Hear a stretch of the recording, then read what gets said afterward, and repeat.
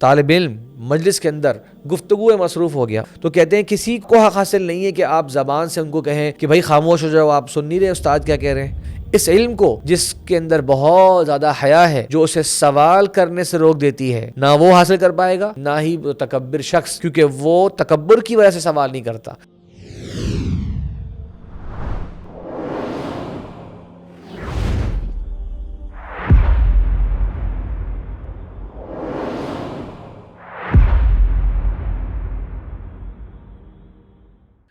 بسم اللہ الرحمن الرحیم، الحمد للہ رب العالمین، وصلی اللہ وسلم وبارک علی عبدہ ورسولہ نبینا محمد وعلی آلہ وصحبہ اجمعین۔ ناظرین کرام، پروگرام ادب العلم کی نئی ایپیسوڈ کے ساتھ میں آپ کے سامنے حاضر ہوں۔ جیسا کہ آپ جانتے ہیں کہ اس پروگرام میں ہم امام ابن جماعہ الکنانی رحمہ اللہ کی کتاب تذکرۃ السامع والمتکلم فی ادب العالم والمتعلم، اس کتاب کو درسن اور سبقن پڑھتے ہیں۔ تو ہماری گفتگو جاری تھی مجلس علم کے آداب کے تعلق سے، کس انداز سے علم کی محفل منعقد کی جائے، اس میں کون سے اہم آداب کا خیال رکھا جائے۔ ساتواں ادب شیخ رحمہ اللہ نے بیان کیا وہ یہ کہ جب طالب علم کی مجلس میں آئے تو وہاں پر آ کر جو حاضرین ہیں ان سب کو سلام کہے، السلام علیکم کہے، اور اگر استاد بھی موجود ہیں ان میں تو استاد سے 2-4 باتیں زائد بھی کر لے۔ یہ تب ہے جب درس نہیں ہو رہا، کلاس شروع نہیں ہوئی، استاد جی بیٹھے ہوئے ہیں تو اپنے آ کے سب کو سلام کیا تو استاد سے خیریت اور حال احوال کے بارے میں بھی گفتگو کر لے کہ ان کا زیادہ اکرام اور زیادہ توقیر کا حق ہے۔ اس کے بعد کہتے ہیں کہ بعض علماء نے علم کی محفل میں سلام کو ناپسند کیا، لیکن شیخ رحمہ اللہ پھر کہتے ہیں کہ درست بات یہی ہے کہ اگر کوئی طالب علم کونے میں بیٹھا ہوا فوکس کر کے کچھ چیز یاد کر رہا ہے تو آپ اس کو ڈسٹرب نہ کریں کہ آ کے زور سے سلام کہیں، ورنہ اگر عام مجلس ہے اور لوگ سب آپ کے سامنے بیٹھے ہوئے ہیں تو اس میں سلام کرنا چاہیے۔ پھر کہتے ہیں شیخ رحمہ اللہ اسی کے ضمن میں کہ طالب علم کو چاہیے کہ جہاں پر جگہ ملے اس محفل علم میں وہیں آ کر بیٹھ جائے۔ کچھ لوگ کی عادت ہوتی ہے، آپ نے دیکھا ہوگا کہ وہ آتے لیٹ ہیں لیکن بیٹھنا ہوتا ہے انہوں نے سب سے آگے، تو کہتے ہیں یہ اس ادب کے منافی ہے۔ بلکہ یہ تو صحابہ کرام سے بھی ثابت ہے کہ حضرت جابر بن سمورہ رضی اللہ فرماتے ہیں کہ جب ہم آپ صلی اللہ علیہ وسلم کی محفل میں آیا کرتے تو ہم میں سے ایک شخص وہاں بیٹھ جاتا جہاں اس کو آرام سے جگہ میسر آتی، جیسے ہی وہ پہنچتے وہاں پر بیٹھ جایا کرتے۔ تو یہ تو آپ صلی اللہ علیہ وسلم کے صحابہ کرام کا بھی ادب اس مسئلے میں ملتا ہے۔ پھر کہتے ہیں کہ کسی کو اپنی جگہ سے کھڑا نہ کرے۔ کبھی کبھار اس طرح دیکھنے میں آتا ہے، کچھ لوگ کہتے ہیں جی میں یہاں بیٹھا ہوا تھا اور میری جگہ یہاں پر تھی، آپ کیسے بیٹھ گئے؟ اور اس کے بارے میں تو باقاعدہ ممانعت احادیث نبوی میں بھی موجود ہے، اور یہ علم کی مجلس کے بہت ہی زیادہ آداب کے منافی بھی ہے۔ اور یہ کہ کسی کو لوگوں کو تنگ کر کے بیٹھ جانا اور جگہ بنا کے بیٹھ جانا، ان سب کو جو ہے وہ ایک ڈسٹربنس وہاں پہ پیدا کر دینا، اس سب سے کہتے ہیں اس سے اجتناب کرے۔ پھر کہتے ہیں، اور بہت اہم ادب ہے، کہ کسی کو نہیں چاہیے کہ وہ اپنی جگہ چھوڑے کسی کے لیے، یعنی آپ آگے بیٹھے ہوئے استاد کے بالکل سامنے،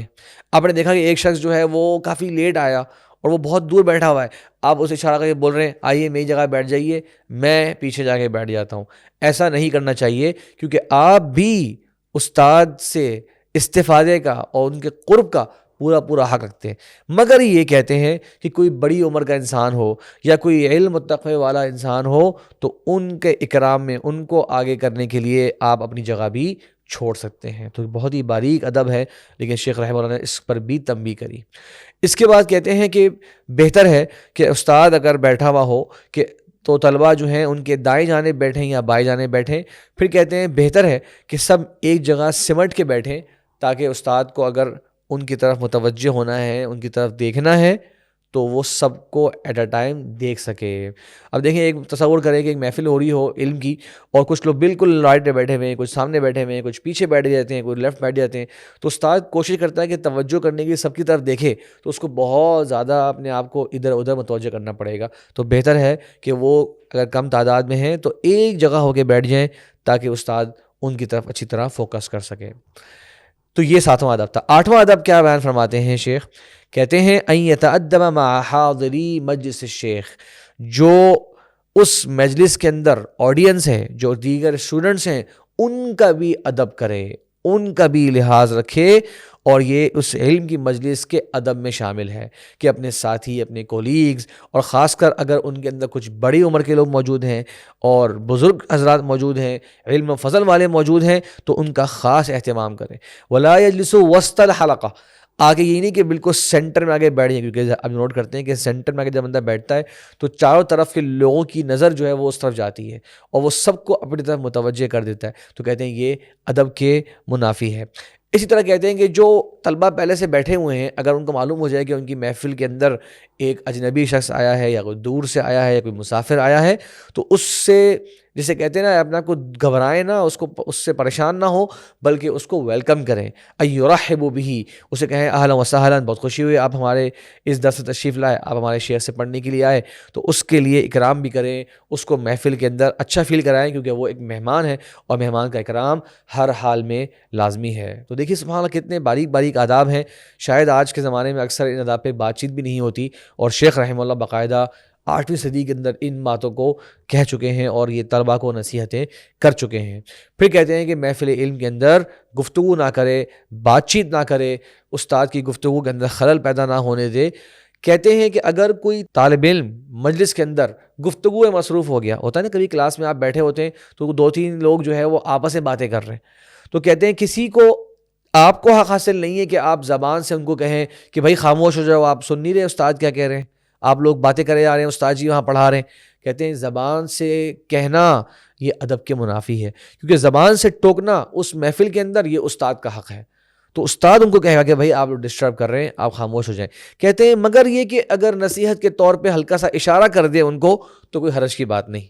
یعنی بجائے اس کے کہ آپ ان کو نصیحت کرنا شروع کر دیں، استاد بیٹھے ہیں سامنے، آپ اگر وہ آپ کی طرف متوجہ ہوتے ہیں، آپ ہلکا سا اشارہ کر دیں، جیسے کہ ہم کہتے ہیں کہ بھائی خاموش ہو جائیے، یا آپ کی طرف سے ڈسٹربنس آ رہی ہے، تو اس طرح ہلکا سا اشارہ کر دے تو کوئی حرج کی بات نہیں، لیکن لیکچر وہاں پہ بیٹھ کے دینا یہ ان کا آپ کا حق نہیں ہے۔ اور آخری پوائنٹ جو اس 8ویں ادب میں بیان کرتے ہیں وہ یہ کہ اگر کوئی استاد کے ساتھ بدتمیزی کرے اور استاد کے سامنے کھڑا ہو کے کچھ ایسی برے الفاظ کہے، تو یہاں پر طلبہ کا حق ہے کہ وہ اپنے استاد کا اکرام کرتے ہوئے اپنے استاد کا ڈیفینڈ کریں اور اس شخص کو جو ہے وہ سرزنش کریں اور اس شخص کی جو ہے وہ باز پرسی کریں۔ اور یہ کہتے ہیں کہ یہ آپ صلی اللہ علیہ وسلم کے صحابہ کرام سے بھی ملتا ہے کہ کوئی آگے آپ کے بارے میں اگر کوئی نازیبہ کلمات کہہ دیا کرتا، کوئی آپ کے سرسوں کے بارے میں کچھ برے الفاظ کہہ دیا کرتا، تو صحابہ کرام خاموشی سے دیکھتے نہیں، بلکہ صحابہ کرام اس پر رسپونڈ کرتے اور صحابہ کرام اس کو جسے کہتے ہیں ایک بھرپور جواب دیا کرتے، اور یہ استاد کی تعظیم میں سے ہے اور یہ یقیناً ہونا چاہیے۔ اس کے بعد شیخ رحمہ اللہ نے جو نواں ادب یہاں ذکر کیا بہت اہم ادب ہے، اور وہ یہ کہ استاد سے جو چیز سمجھ نہ آئے اس کے بارے میں سوال کرنے میں شرم نہیں دکھانی چاہیے۔ بہت سے طلبہ شرم کی وجہ سے، حیا کی وجہ سے سوال نہیں کرتے، کوئی بات سمجھ میں نہیں بھی آئے پھر بھی نہیں پوچھتے۔ کہتے ہیں کہ شرم نہ دکھائے سوال کرنے میں، اور جو چیز اس کو سمجھ نہیں آئی اس کے بارے میں استفہام، استاد سے سوال کرنا، یہ طالب علم کا حق ہے، لیکن اچھے انداز سے اور بہتر اسلوب کے ساتھ۔ پھر صحابہ کرام کے کچھ اقوال ذکر کرتے ہیں۔ عمر رضی اللہ فرماتے ہیں من رق وجہہ رق علمہ، کہ جس کا چہرہ شرم و حیا کی وجہ سے چھوٹا ہو گیا۔ آپ نے دیکھا نا ہمارے کہتے ہیں کہ انسان جو ہے وہ شرمیلا جب ہوتا ہے، انسان کا جو چہرہ جو ہے وہ چھوٹا ہو جاتا ہے، تو کہتے ہیں جس کا چہرہ شرم کی وجہ سے چھوٹا ہو گیا اس کا علم بھی چھوٹا رہ جائے گا، تو جس نے شرم حیا کی وجہ سے سوال نہیں کیا اس کا علم بھی بہرحال محدود رہ جائے گا۔ اسی طرح امام مجاہد بن جبر تابعی ہیں، وہ کہتے ہیں لا يتعلم العلم مستحن ولا مستكبر، اس علم کو جس کے اندر بہت زیادہ حیا ہے، جو اسے سوال کرنے سے روک دیتی ہے، نہ وہ حاصل کر پائے گا، ولا مستکبر، نہ ہی وہ تکبر شخص، کیونکہ وہ تکبر کی وجہ سے سوال نہیں کرتا۔ کچھ لوگ حیا کی وجہ سے سوال نہیں کرتے، شرم کی وجہ سے، اور کچھ لوگ کہتے ہیں نہیں میں نے اگر یہ سوال کر لیا تو میری جو ہے ویلیو کم ہو جائے گی اور میرا جو ہے مقام کم ہو جائے گا، تو تکبر کی وجہ سے سوال نہیں کرتے۔ کہتے ہیں یہ دونوں حضرات علم حاصل نہیں کر پائیں گے، کتنی اہم بات ہے۔ اسی طرح حضرت عائشہ رضی اللہ عنہا کی حدیث ہے، صحیح مسلم میں کہتی ہیں نعم النساء نساء الانصار، انصار کی خواتین بہت ہی بہترین خواتین تھیں۔ کیوں؟ کہتی ہیں لم یکن الحیاء یمنعہن من ان یتفقہن فی دینہن، انہیں دین میں فقاہت حاصل کرنے میں حیا رکاوٹ نہیں آتی تھی، دین کا مسئلہ جاننے کے لیے وہ شرمایا نہیں کرتی تھی، ہر بات حتیٰ کہ طہارت اور غسل اس قسم کے مسائل بھی جو فطرتاً انسان پوچھتے ہوئے ذرا گھبراتا بھی ہے، اس کو ہچکچاہٹ ہوتی ہے، لیکن وہ صحابیات، ان کا ایمان تھا، تقویٰ تھا، وہ بھی پوچھ لیا کرتی تھیں آپ صلی اللہ علیہ وسلم کے ساتھ، اور عائشہ ان کے اس کردار کی یہاں پر تعریف کر رہی ہیں۔ اب سوال آپ نے کر لیا، اب سوال کے جواب کی بھی ادب ہے۔ کہتے ہیں کہ اگر استاد نے اس موقع پر جواب نہیں دیا اور وہ جواب دینا نہیں چاہا، لم یلح علیہ، اصرار نہ کریں، جی شیخ صاحب آپ نے جواب نہیں دیا، جی میں جواب کا انتظار کر رہا ہوں، شیخ صاحب آپ کا جواب اب تک نہیں آیا، نہیں، اصرار نہ کرے، سوال آپ نے پیش کر دیا، اگر استاد خاموش ہیں تو اس موقع پر اس کو جانے دے، یا اگر معلوم ہو جائے کہ استاد نے جو جواب دیا ہے اس کے اندر آپ کے علم کی لحاظ سے کوئی کمزور کا پہلو ہے، تو کہتے ہیں اس موقع پر جواب نہ دے۔ اب یاد ہوگا بھی پہلے بات کر لی تھی کہ کسی اور دن اس کے بارے میں بات کر لے، سوال کرنے کے انداز میں جو ہے اس کے اوپر اعتراض کرائے کہ شیخ اگر یوں کہا جائے تو کیا کہیں گے، اگر کوئی یہ کہے تو کیا کہیں گے، نہ کہ یہ کہ آپ کہیں گے نہیں آپ نے جو بات کہی ہے وہ صحیح نہیں ہے یا یہ ثابت نہیں ہے، یہ یقیناً بہت ہی غیر مناسب ادب ہے۔ آخری پوائنٹ جو اس ادب میں شیخ کہتے ہیں وہ یہ ہے کہ جہاں سوال کرنے میں حیا نہیں آنی چاہیے، وہاں کچھ بات اگر سمجھ نہ آئے تو بھی حیا نہ آئے، استاد کہیں ہاں بھائی درس سمجھ گئے، جو میں نے پڑھایا سمجھ میں آ گئی، تو اگر سمجھ میں نہیں آئی بات تو کہہ دیجیے جی استاد سمجھا نہیں ہوں۔ ایسا کہنے سے کہتے ہیں شیخ رحمہ اللہ کہ طالب علم جو ہے وہ عاجزی اس میں آتی ہے، اور استاد کو اپنی بات کو دوبارہ سے بہتر انداز سے رکھنے کا موقع مل جاتا ہے، اور طالب علم جھوٹ بھی نہیں بول رہا ہوتا کہ وہ کہے ہاں جی سمجھ میں آ گئی، جبکہ اس کو سمجھ میں نہیں آئی ہوتی۔